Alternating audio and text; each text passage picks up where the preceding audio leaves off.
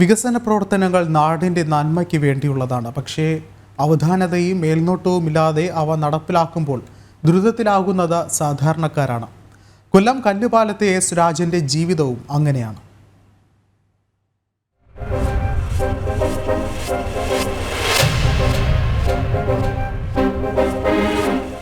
വർഷങ്ങളായി കൊല്ലം കല്ലുപാലം സ്വദേശി രാജന്റെയും കുടുംബത്തിന്റെയും ഏക വരുമാന മാർഗമായിരുന്ന സ്ഥാപനമാണ് ഈ നിലംപൊത്തി കിടക്കുന്നത്.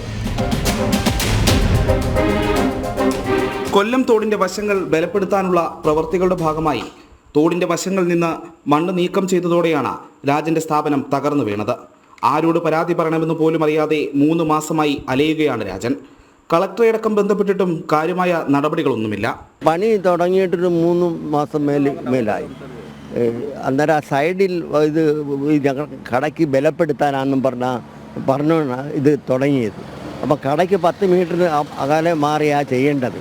ഇത് കടയോട് ചേർന്ന് ഷട്ടറിനോട് ചേർന്ന് എൻ്റെ കട ഇത് അടിയിൽ കൂടെ മണ്ണെടുത്ത് വെള്ളവും കയറ്റി എൻ്റെ കട നിലം പതിച്ചത് അവരുടെ പണി കോൺട്രാക്ടർ സന്തോഷിൻ്റെ പണി പ്രകാരം അയാളുടെ നമ്പർ വരെ എൻ്റെ കയ്യിലുണ്ട്. കളക്ടറെ അറിയിച്ചപ്പോൾ മണ്ണ് കേന്ദ്രത്തിൽ ചെന്ന് അന്വേഷിക്കാൻ പറഞ്ഞു. അവിടെ പോയി അന്വേഷിച്ച് അതിൻ്റെ വിവരങ്ങളെല്ലാം പറഞ്ഞു. തലമുറകളായി പ്രവർത്തിച്ചു വന്ന സ്ഥാപനം കാലപ്പഴക്കം നേരിട്ടപ്പോൾ വ്യാപാരി സംഘടന പുതുക്കി പണിഞ്ഞിരുന്നു.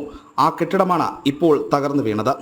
ഞങ്ങൾ ഈ പാലം കല്ലുപാലം പൊളിഞ്ഞ സമയത്ത് ദേശീയ ജലപാതയുടെ വികസനത്തിൻ്റെ ഭാഗമായിട്ട് ഈ പാലം പൊളിക്കുകയും നീണ്ട 4 വർഷക്കാലം എടുത്ത് ഈ പാലം പണിതെടുക്കാൻ വേണ്ടിയിട്ട് ആ സമയത്താണ് ഈ രാജൻ്റെ കട, ഞങ്ങൾ മെമ്പറാണ്, പുള്ളിയുടെ കട ഇവിടെ നിന്ന് പൊളിഞ്ഞു പോവുകയും അതിനുശേഷം ഞങ്ങൾ വ്യാപാര സംഘടനയും ഇവിടുത്തെ ബഹുമാനപ്പെട്ട MLAയും ഡിവിഷൻ കൗൺസിലറും മേയറും ഒക്കെ ആയിട്ട് ചേർന്നുകൊണ്ടാണ് ഈ കട രണ്ടാമത് ചെയ്തു കൊടുത്തത്.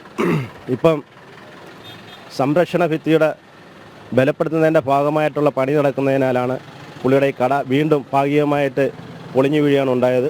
ഇടിഞ്ഞു താണ തോടിന്റെ വശങ്ങളിൽ താൽക്കാലിക സുരക്ഷാ സംവിധാനമൊരുക്കി കരാറുകാരൻ ഇപ്പോഴും നിർമ്മാണ പ്രവൃത്തികൾ തുടരുന്നു. സുരക്ഷിതമെന്ന് കണ്ടു നിൽക്കുന്നവർക്ക് തോന്നില്ലെന്ന് മാത്രം. ജനം, കൊല്ലം.